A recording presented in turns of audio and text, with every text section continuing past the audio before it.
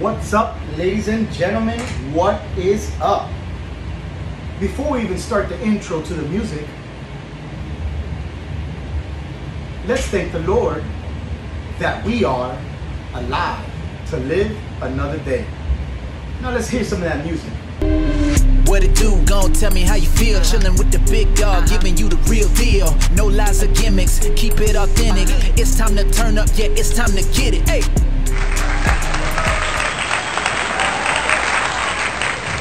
Now that we started off backwards, and I was telling you what's up, what I always do, we put that music first. This time we did a little bit different. Now, today's topic. Every day there's a topic. Every day there's something to talk about. Every single day we go through some type of adversity. We are always faced with something, whatever the case may be, you're always going to be encountered with obstacles. That we all know. So this weekend, we had a show, which was this Saturday. And it was a very, very, very phenomenal show. The outcome and the turnout was impeccable, marvelous, speechless. It opened up a lot of eyes, and it opened up a lot of windows of opportunity for a lot of us, especially including myself, that I've been doing this for a very, very, very long time. So, I sat there and I was speaking to two gentlemen that these two guys, they both own gyms. You got Sam, that owns Pro Body Tech. And you got George, that owns Miami Iron. These two gentlemen right here are the most phenomenal people that I know. Now, all gym owners are phenomenal people. I know mostly all of them. But what we were talking about is a little bit true. We were having a conversation, and this is living in the down south. That would be us. We're not talking about anybody up there in Fort Lauderdale or anything like that. We're talking about just us in random Miami, in the down south, in the 305, ladies and gentlemen. And it's a shame to see that. I used to get people that would go to Miami Iron, and they would be like, they would come to my gym, and then they would say things like, "Oh, bro, this gym is so cool because that one, it's so dark in there, and it's so small, yada, yada, yada, yada, yada." And I'm like, damn, you know what? At least that gentleman is open 24 hours a day. And at least that gentleman provides a service where you obviously went to and you tried his gym and you worked out there. And it's just like all of us. We provide a service for our community in the area that we live in. And I told the guy, you know what sucks? Is that you're talking about the owner, and that owner is my friend. And the guy stayed quiet. And the same goes for a lot of people who own gyms. The same could go vice versa. They can come here and do the same when they go over there. They can come here and do the same when they go somewhere else. And then unfortunately you might get a comment like me that has no filter, says what's on his mind and kicks the real deal because you're talking to big dog. And I don't allow people to bash my friends and things like that, especially owners of gyms. It's very hard, first of all, to own a gym. It's not the easiest thing in the world.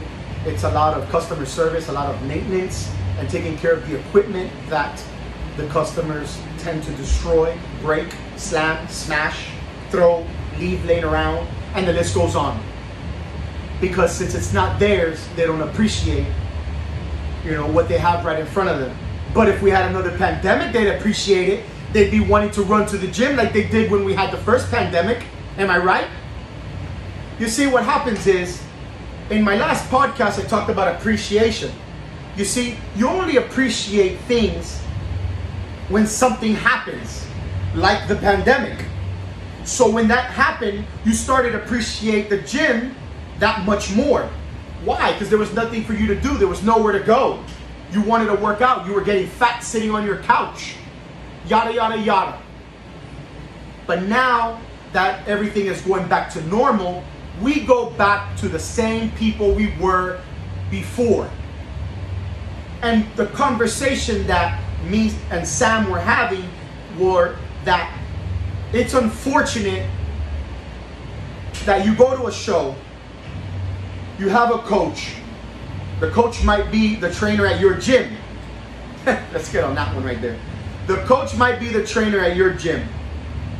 You're looking at the gym owner, but the gym owner has more class to tell you, good luck.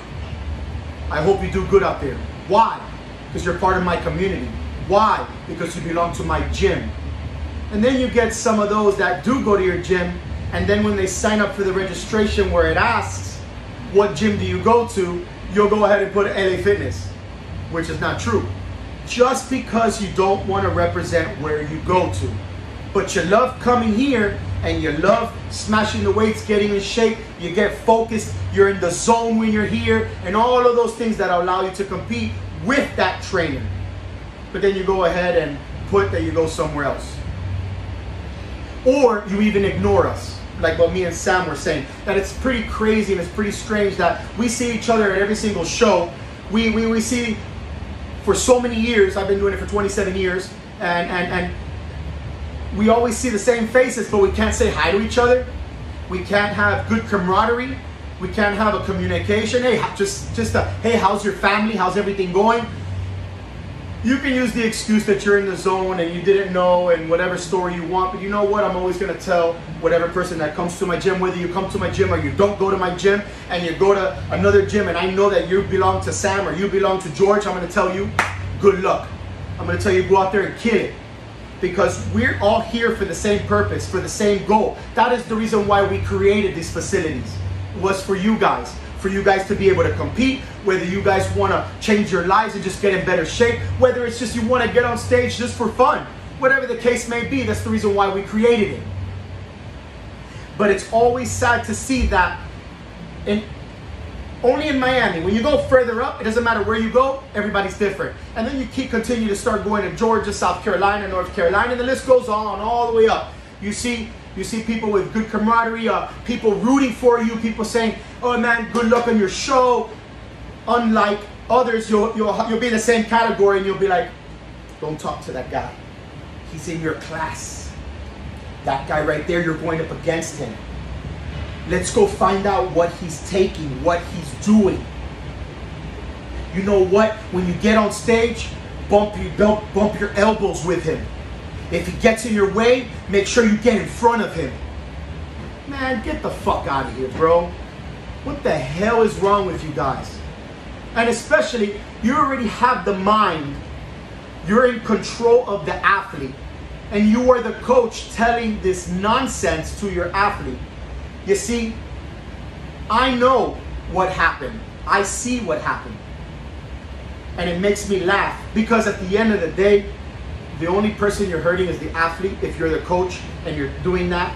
And this is not referring to anyone. I'm telling you in generalization, if you're that type of coach that is like that, and you go ahead and do that to your athlete when every single person in here is friends, when every single person communicates and talks to each other, that athlete goes ahead and sees and says, damn, everybody from either Eddie's team, which is not Eddie's team, it's the gym's team. Team Infamous, ladies and gentlemen, I just help people. It's just not a team, it's just in general, okay? And then you're like, you know, don't talk to this person or whatever. But then you see that all of us go up to you and say, hey, good luck, bro. You know why? Because you belong to our organization. You belong to our facility. And we want you to do good on stage, and I'm proud of you. And that is the reason why we try to take pictures of every single person on that stage. We try to do as much as possible and send them the pictures like I did to some of the athletes. If my wife was taking pictures or I was taking pictures during pre-judging, she would send them to them while she was giving out trophies. I was taking pictures to all the winners, to every single person, to whatever gym that you go to. If you do come to our gym and I took that picture, I sent it to you. Things like that. That's what we try to do, you know, and we tend to forget that. That's just something that I wish that we could all change and get that chip off your shoulder, which is what we have at the front door. It's your ego, guys. It's your fucking ego. Leave that shit at the door, bro. We're here to support each other. You know, if you got a coach that does that, bro, you shouldn't be coaching with that person. you know, acting that way, looking like a fool. At the end of the day, the only person, like I said, that is hurting is the athlete and himself. Because if you're doing that to try to cause animosity or try to cause some type of negativity, this owner right here is always going to go up to you and be kind to you and be nice to you and shake your hand. Now, if you want to be looking like the fool, there's only one place you're going to go, and it's out that door. Because this is my home. This ain't your home. Just like Sam's home, just like George's home, and just like the rest of the owners of all the other gyms, it's their home. So when you don't like something and you don't like the way they're running their facility, you can go to another one. Or you can just leave and go back to LA Fitness. I mean, I gotta use that example. That's a corporate gym. So you can go over there and try prepping people and do all the things that you're able to do when you're at a family business. Yes, family business. Our community. Hello. Well, that was what I wanted to talk about. And last but not least, why was the show so phenomenal? Like I said, it was a packed house. It was a full house. It was sold out.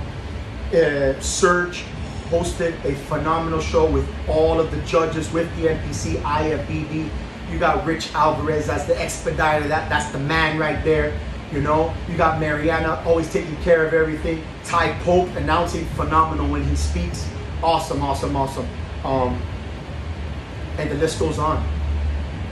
So, you know, we all support each other, and every single one of them also carries their own show. So that's what's so beautiful to see. You know, you got the judges that have their own show, and then you got them judging at the same time while the other promoter, and then when the promoter's judging for their show, it's vice versa. And you know, we're all together, all supplement companies, supplement brands, whether you're new or you're old. Everyone is together for the same common cause, for the same common goal, is to serve the community. It's to serve the people so you can try new things, try new products. You know what I'm saying? And I've been doing this for a long time, ladies and gentlemen. And I also got to give a big shout out to my man Mush, because he's been around. I've been around with him for a very long time, since 2006 with him. So that's another phenomenal person. And the list goes on. Everyone to me is phenomenal, especially the more and more as we grow and we get older in this sport and in this industry, we get to see the new upcoming faces, new upcoming athletes and things like that. And it's beautiful to see that. And you know what? We just got to keep moving forward, ladies and gentlemen, never move backwards. Whoever wants to be in this community of IFBB, NPC world, they're more than welcome to. And if they don't, then you know where the door is at. Don't let it hit you in the face. But this is Big Dog kicking you the real deal. I hope you have a beautiful day. I hope I just spread some love and I just spoke some truth out there. You know, I wish we can unite better. We can appreciate things more. And that's all I gotta say. Like I like to leave you, and like I like to always go and do it. Bada boom, bada bang, chicka chum, chicka chang. And I'm out.